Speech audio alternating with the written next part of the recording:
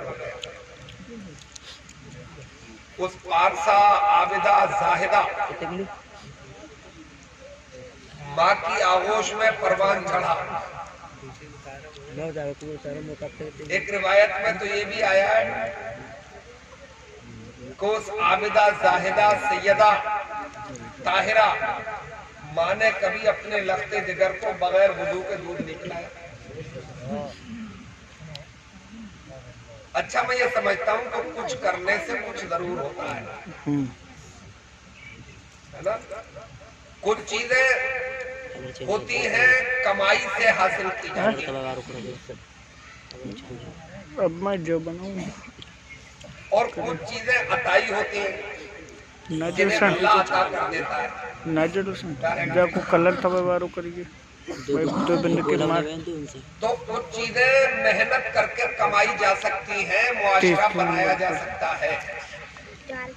सही दुनिया की सही बाइक दोबारा मार दे। 1300 साल तक पिटने उठने वाली कौम,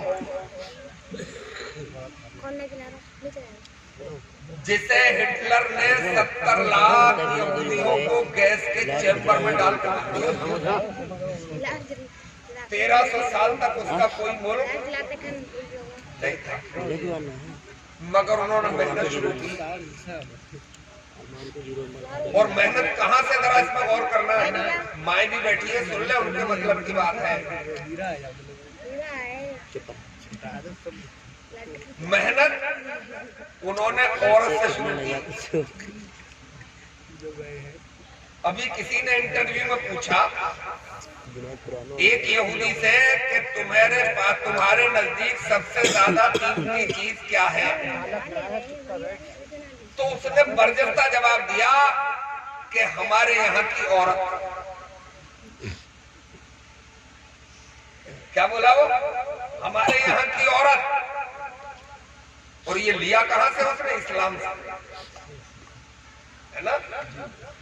इस्लाम से लिया, क्योंकि मुस्तफा जाने रहमत ने इरशाद फरमाया कि बच्चे के लिए सबसे पहला स्कूल माँ की गोद होती है। आप सर्च कर लेना यूट्यूब पे। जैसे ही ये घर की औरत प्रेग्नेंट होती है, हमला, तो ये मियाँ बीवी बैठ के मशवरा करते हैं कि आने वाले बच्चे को बनाना क्या है, इंजीनियर, डॉक्टर, फलासफर, क्या बनाना है। जिस पे डन हो जाता है 9 महीने तक उसी का टीचर उस औरत को पढ़ाने के लिए आता है। ये सबक भी उन्होंने गौसे आजम की जिंदगी से पढ़ा, मगर हमने अमल नहीं किया। उन्होंने अमल शुरू कर दिया, इसलिए कि अपने गौसे आजम ने 4 साल की उम्र में 18 पारे अपने उस्ताद को शुरू से सुना दिए थे। और जब उनसे पूछा, नन्हे अब्दुल कादिर ये कहाँ याद किए? बोले अम्मा के पेट में। बोले मेरी माँ का पेट मेरा स्कूल बन गया, इसलिए कि मेरी माँ 18 पारों की हाफिजा थी। वो जिस भी हाल में होती थी कुरान की तिलावत करती रहती थी, और मैं उसे सुन के माँ के पेट में याद करती रहती। नारे तकबीर, नारे रिसालत, नारे गौस, फैजाने गौसे आजम मौलाना शकील रजा साहब बुलंदशहरी, सरजमीन नरही नवा नगला, नारे तकबीर। ये तो तय है कि अब कोई अब्दुल कादिर जैसा पैदा नहीं होगा। एक होंगे, मर्तबा विलायत में आपका खुतबुल इरशाद है, ये पौधा है जिसे डीएम है। ऐसे ही ये विलायत में पौधा खुतबुल इरशाद,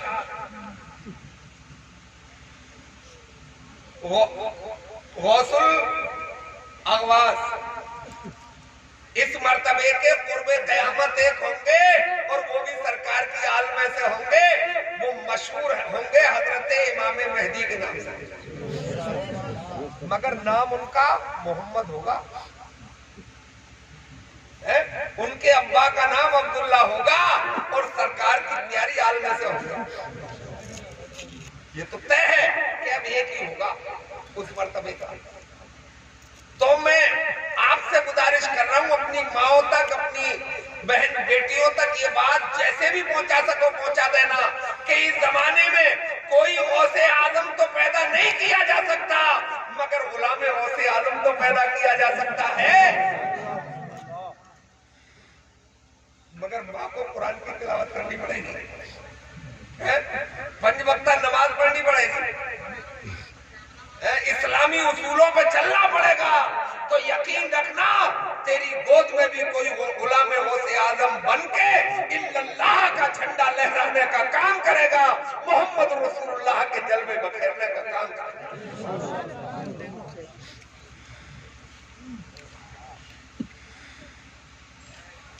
सैयद घराने में अच्छा होने के लिए सैयद होना जरूरी थोड़ा ही है।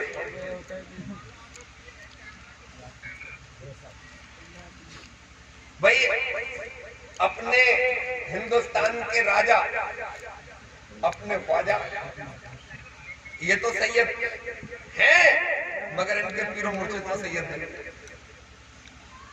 ख्वाजा उस्मान हारूनी सैयद नहीं है।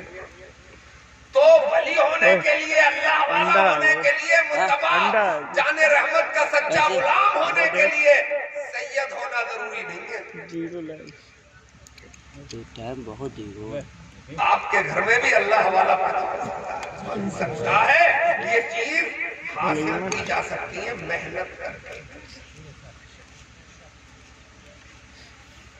और अल्लाह जो अता कर दे वो उसका करम है, वो जिसे चाहे नवाज दे और जितना चाहे नवाज दे, वो तो कादिर मुतलक है।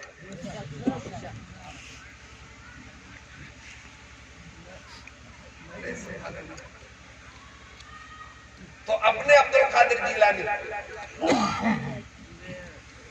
4 साल 4 महीने की उम्र में मदरसे में दाखिल कर दिए गए, यानी कम उम्री से ही तालीम का सिलसिला मदरसे वाली का भी शुरू कर दिया गया। सिलसिला तो उसी दिन से शुरू हो गया था जिस दिन से वो शिकम मोहतर में आई। मगर एक बात समझो, आपके यहाँ मदरसा है, मदरसे में मेरी तकरीरें हुई हैं, दुनिया का कोई भी मजहब, दुनिया की कोई भी संस्कृति 3 साल से पहले तालीम की तबलीग नहीं करती। प्ले ग्रुप के जो स्कूल है, अब हिंदुस्तान में भी कहीं कहीं हो गए, तो 3 साल से पहले बच्चे का दाखिला नहीं होता। पूरी दुनिया ने नजरिया दिया, तरक्की याफ्ता मुल्कों ने नजरिया दिया कि कम से कम 3 साल का बच्चा दाखिल हो, मगर इस्लाम ने जो नजरिया दिया, इस्लाम ने ये नजरिया दिया कि माँ की गोद से लेके लहद तक इल्म सीखा करो, इसलिए कि इल्म रोशनी है, इल्म के रास्ते से अल्लाह तक पहुंचा जा सकता है। तालीम को मखसूस ख्याल है। आपके यहाँ है मदरसे में कोई टीचर, कोई मुदर्रिस है? इमाम साहब ही होंगे खाली। जुल्म है, जुल्म कर रहे हो, जल्द से बंद कर दो। मदरसे में मुदर्रिस पढ़ा दो इमाम साहब के साथ। गुजारिश कर रहा हूं आपसे, अगर बुनियाद मजबूत करना है, जलसों के खर्चे खत्म, एक टीचर एक मुदर्रिस पढ़ा दो और सलीके का हो, ताकि वो सलीके से बच्चों को कुरान सिखा दे, नमाज सिखा दे, हराम और हलाल की तमीज सिखा दे। गौसे आज़म अब्दुल कादिर जिलानी का इतना ख्याल रखा गया कि 4 साल कुछ महीने की उम्र में मदरसे में 18 साल तक पढ़ेगी। 18 साल अरे हो गए, मगर अजम था ना, अजम सब अरब के जलवे थे, क्योंकि हमारा दीन अरबी में था, हमारा सारा लिटरेचर अरबी में था और वो थे अजम में। तो जिस जबान का आदमी में पढ़े लिखे लोगों की तवज्जो का हुआ, जिस जबान में लिटरेचर होता है और उसकी मादरी जबान भी वही होती है, तो वो ज्यादा अच्छा समझता है। जैसे उर्दू का ग्रामर तो नहीं पढ़ा आपने,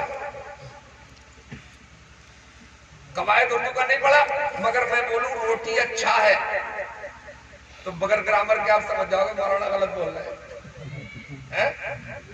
इसलिए आपने पढ़ा नहीं है, मगर आपकी मादरी जबान है कि रोटी अच्छा नहीं होता, रोटी अच्छी होती है, मगर पानी अच्छा होता है। मैं कहूं पानी अच्छी है तो आप मारोगे मुझे कि बोले यार मौलवियों के गलत बोले।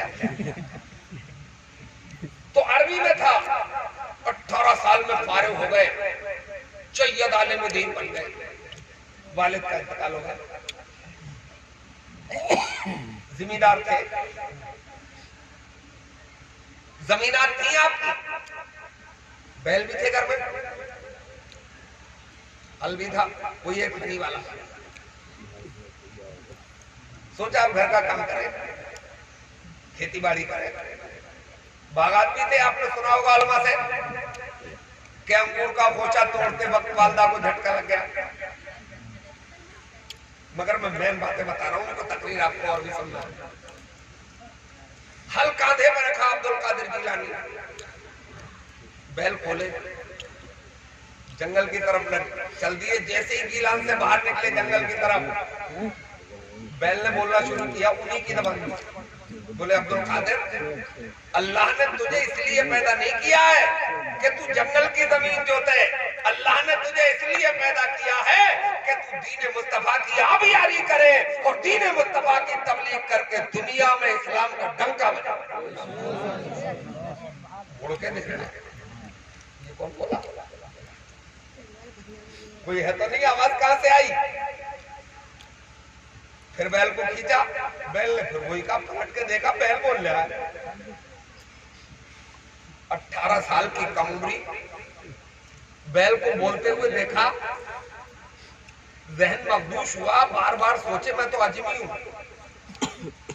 मैं क्या तबलीग करूंगा इस्लाम, अरब है मुतरे, मगर कोई राज है जो ये बोला। अल्लाह ने इसे कुव्वत गोयाई बोलने की ताकत अता कर दी, जबकि ये खासा तो सिर्फ इंसान का है। कुरान में है अर्रहमान अल्लमल कुरान खलकल इंसान अल्लमहुल बयान। रहमान जिसने कुरान सिखाया, खलकल इंसान और इंसान को पैदा किया, अल्लमहुल बयान और उसे बोलने की ताकत अता फरमाई। भाई सुनने की ताकत किसने दी?